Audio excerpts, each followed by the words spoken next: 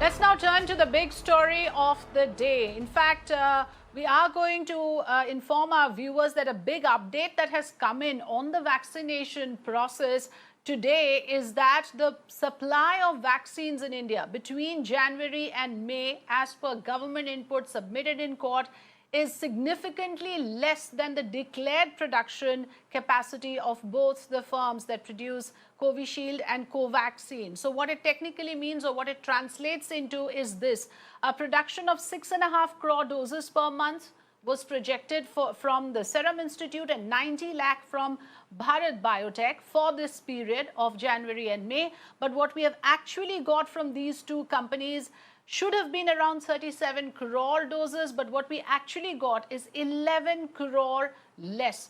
Now, that changes a lot of realities for this country on the projected availability of vaccine for August to December. Also now, the figures have been revised. And as per the new figures, the center now expects Covishield doses around 50 crores. Earlier figure was 75 crores.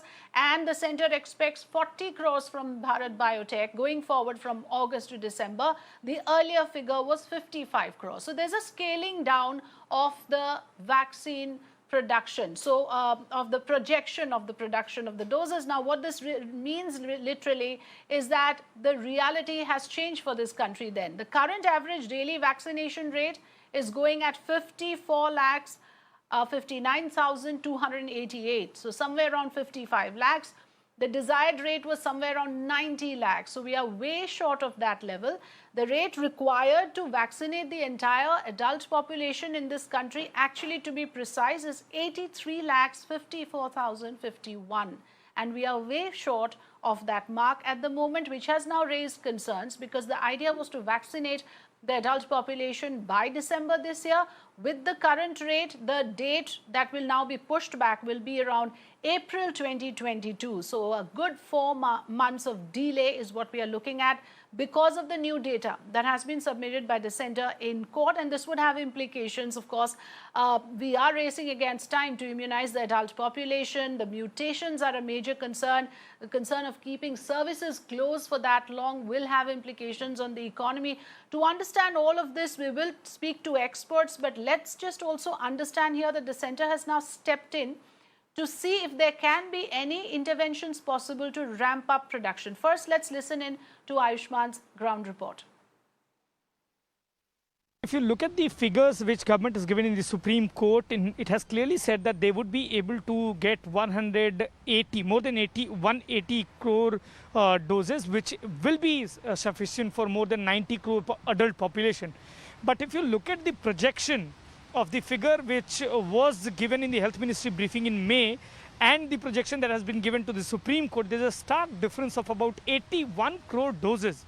We wanted to understand what has happened, why this slump was there, and then we closed down that Covishield and Covaxin both were projected to be somewhere about 75 crore and 55 crore, and both of their estimates have been brought down.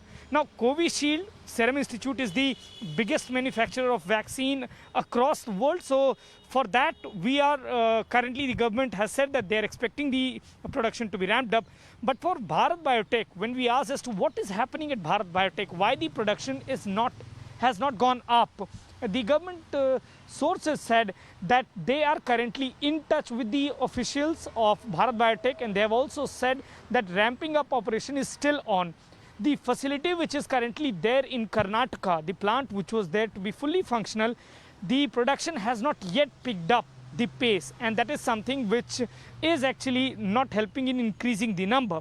If you look at the estimates, more than 27% decline is there in the projected Covaxin that India was set to receive in the Health Ministry briefings projection versus the Supreme Court affidavit. Now, the Health Ministry sources have again pointed out the fact that about 30% is the number that they received less vaccine, both from Covishield and Covaxin, which means Bharat Biotech and Serum Institute. The production that was there and the anticipation that was there that they would be getting, the number was definitely down, and that is what probably forced the Health Ministry to recalculate the entire number, and now they have projected in Supreme Court that somewhere about 135 crore vaccine doses will be available between August and December. Earlier, it was 216 crore.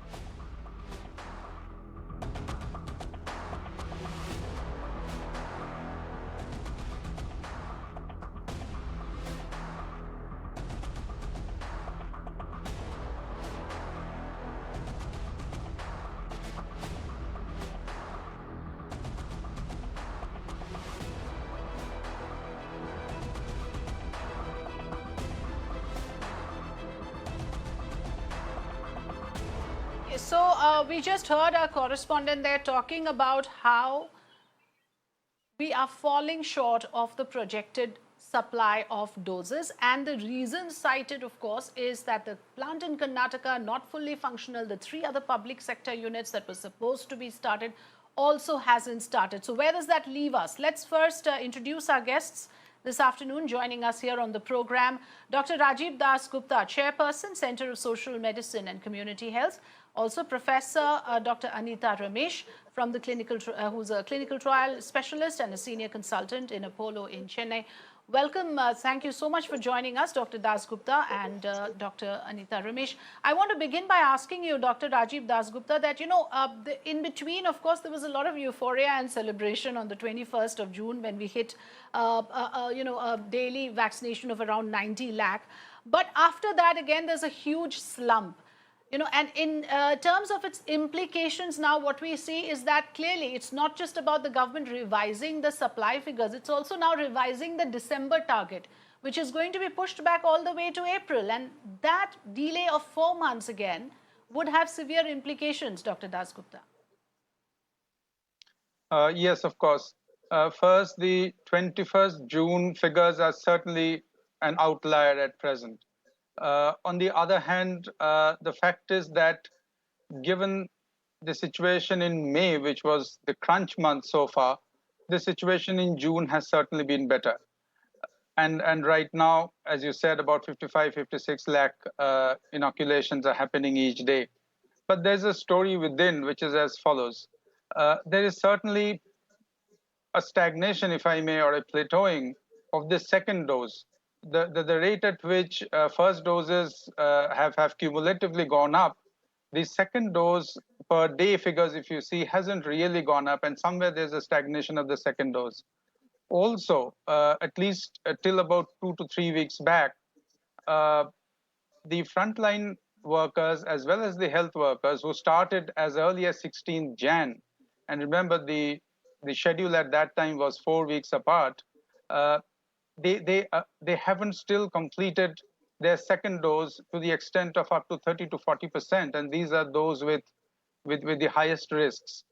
As far as the 60 plus and the 45 plus age groups go, anything between 60 to 65% have now got 1 dose, and the 18 to 44 age group now has got about 28 to 38% of them have received the first dose. So the situation in June has been comfortable, but there's a huge unfinished agenda, plus the fact that a rural-urban inequity certainly exists, though the effort has certainly been in June to reach out to the rural populations also. That really is the big picture that we need to keep in mind, given that the center has certainly scaled down the expectations in the affidavit of the Supreme Court. Yes, absolutely. And this scale down, primarily our concern is simply that whether the December target now is a realistic one, Dr. Ramesh, because there's only so much you can do. I mean, you do have these plans in the pipeline, but the process has not started. There's going to be these teething problems with the new PSUs. All of this right now is being factored in. But then again, the issue about will the December target be a realistic one going forward, or should that also be revised and officially announced that this is not going to happen anymore?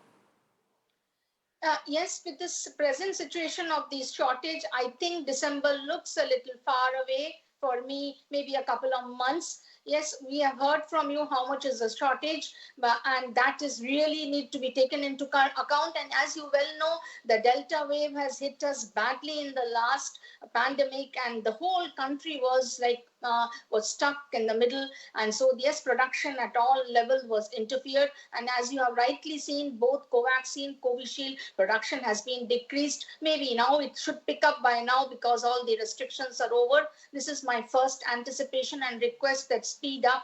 Also, I appreciate opening up on the other pharmaceutical companies, like being an oncologist, like India is the hub of all the generic drugs. So I think they have given approval to Biologics E and Zydus Cadila. So they should also start manufacturing vaccine. I request the government to speeden their approval and other process, and even the R&D and the raw materials. But Dr. Ramesh, what happens if we fail? What happens? I just want to understand what is the price to pay for the delay, because we are already talking about a Delta variant, a Delta plus variant, as some people are calling it, which again, the data is not enough at the moment to suggest whether it is resistant to the vaccines or not. So aren't we racing against time? Because unless we immunize people, we are leaving that much scope for the mutations to happen. Dr. Yes, you are right. We are exposing ourselves and the entire world. And the Delta positive is the one which is the most mutated and highly virulent. Yes, without vaccination, it is very, very difficult. Okay, I always feel optimistic. Yes, yes, the world around should be good around us. And yes, the Delta positive, which is the mutated form, is now in 40 countries spreading, and even a couple of cases in India has shown to be not, the vaccines have shown that it is not as effective. Yes, antibodies develop, but may not be at that. Also, along with this, research needs to continue both in the genomic of the virus, and the new epitopes of the vaccine also needs to be depending upon the viral mutation. So that has to go side by side. Yes, it is like, it's quite little frightening as a healthcare worker, I think, and I agree with you. Yes, we are little running behind that short of time, but then our marks should be on, the guard should be on. We should not let our restrictions go and wait for the vaccine and open up many more vaccine companies.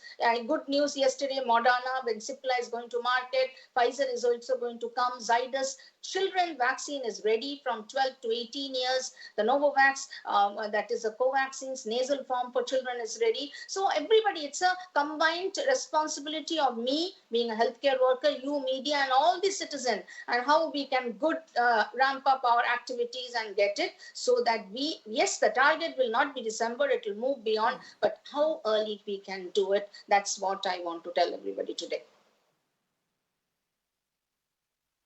Absolutely, because there is a lot at stake for a country like ours. I'm going to bring in my colleague Avni, who will explain to us now the major gap in this vaccine supply, which the government has conceded now. It has submitted in court, Avni, that there is this major gap in the supply, as we have noted, from January to May, and going forward also, the supply figures are being revised. The big question now is, how will the centre pull off the December 2021 target? We were all hopeful that come 2022, life will be more or less back on track, but that looks very under the cloud at the moment, Avni.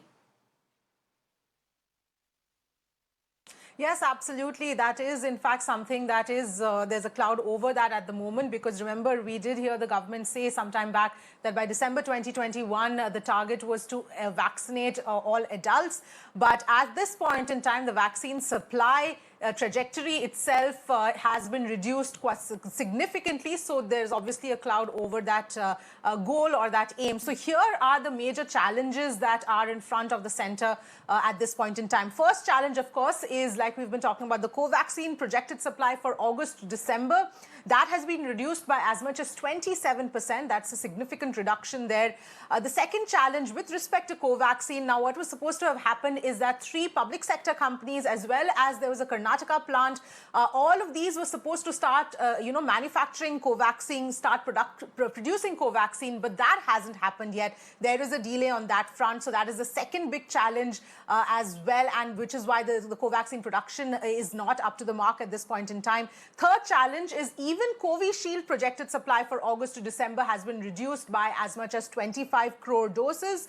And finally, the fourth big challenge here is Sputnik V's commercial launch has been delayed for various reasons. The commercial launch was supposed to have happened right now, but that still hasn't happened, and there is no timeline of when Sputnik V is in fact going to be launched in the market and when we are going to see those jabs being taken. But at this point in time, these are the four big challenges right now, Afrida. Right. Thanks, Avni, for joining us with that input. Dr. Rajib Dasgupta, as I see it, from a layman's perspective, the only weapon that we have in our hands is to vaccinate the maximum number of people as quickly as possible. That seems to be the only weapon that we can, what is in our hands to do, in order to combat the pandemic, in order to achieve some sort of a vaccine-induced herd immunity. What other option do we have, Dr. Dasgupta? Well, we actually don't have much of an option other than vaccinating as much as possible, except, of course, all the COVID-appropriate behavior, etc., being reinforced. Now, there are 2 points to consider. Yes. On the negative side, as of course, as Avni explained, much of the optimistic view of the production actually going up by production as well as availability going up by leaps and bounds is certainly not happening to the extent that one thought it would. Secondly, the Sputnik V production getting delayed is also another setback in the projection. In fact, Bharat Biotech's additional units taking off, as I myself said, quite a few times over the last few months, would be a game changer as was projected. But again, it hasn't really turned out to be a game changer as we thought at that time. Fourth, as Bharat Biotech itself said towards the end of May, that the production cycle is 4 months. If you remember, that was in the fourth week of May. So taking that into account, Yes. Covaxin really making a game changer situation certainly doesn't seem very plausible in the short run. However, on the plus side, the recent report coming from the Oxford AstraZeneca group that even a longer duration could continue to offer protection is something that may come in handy at this point. This is not to jump the gun that the dosage schedule be changed again, Okay. but this is something the National Technical Advisory Group will certainly take into account, and that could turn out to be the silver lining in this situation. Yes, so there are good news and there are bad news, and then of course we have to go by what we have seen so far in order to make a realistic projection. Dr. Anitha Ramesh, how do you see, doing any sort of course correction to get things back on track, to make the December target an achievable target? What needs to be done? Because, we have already, of course, started the process of unlocking, and it makes no sense for us to tell people, okay, businesses are resuming, but people should stay indoors. That's not going to happen. People are going to start coming out. And in the absence of vaccinating the population, again, we are looking at a grave public health risk, Dr. Anitha Ramesh.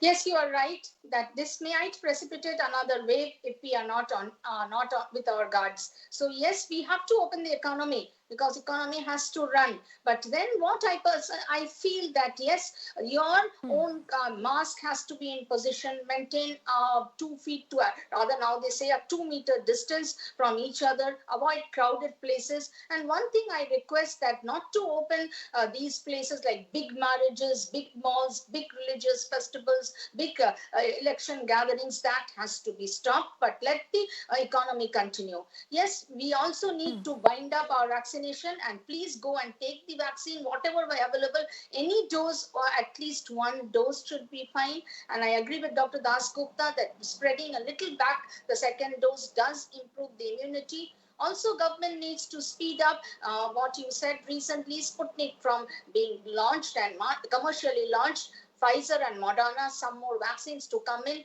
indigenous biology and the Zydus Cadila to start producing. And government also needs to look into where it is getting stuck and how can we solve the problem so that the production is more. And as citizens, I always tell everybody, please, whatever happens, everything is open. Don't leave your marks. Don't go unnecessary outside. Use the sanitizer. And this is the weapon if you are not vaccinated. And even if you are vaccinated, please keep the mask on because vaccine does not give you 100% guarantee. It gives you only 70, 80. But there is no compromise, of course, on the COVID appropriate behavior. That has to stay. What is, of course, a matter of concern is that we are taking 2 steps forward and 1 step back with these new projections coming in. But nevertheless, the fact of the matter is, at some level, there needs to be reimagining the COVID strategies as well, correct all the loopholes. But our capacities have been tested. On one particular day, we did reach the 90 lakh target, which means that if we have adequate supply, we can do this. How can we ramp up production at this stage, and how can we increase the supply by introducing other vaccines? That remains to be seen. Thank you so much, Dr. Dasgupta and Dr. Anita Ramesh, for joining us this afternoon.